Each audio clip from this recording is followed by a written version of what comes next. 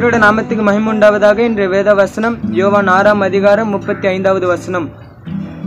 இயேசு அவனை நோக்கி, ஜீவ அப்பம் நானே, என்னிடத்தில் வருகிறவன் ஒரு நாளும் பசி அடையான், என்னிடத்தில் விசுவாசிக்கிறவன் ஒரு நாளும் தாகம் அடையான்.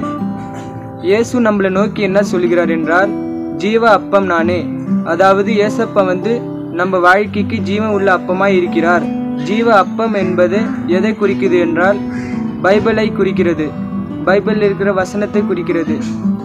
நம்ம பைபிளில் இருக்கிற வசனத்தை படித்து அது பிரகாரம் நடக்கக்குள்ள நம்மளுக்கு உலகத்தார் போல அல்ல, இயேசப்பாக்கு பிடித்த மனிதர்கள் போல இருப்போம்.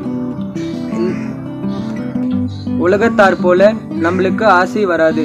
அதாவது இந்த பொருள் வேணும், அந்த பொருள் வேணும் அப்படின்னு உலகத்தார் போல ஆசை வராது.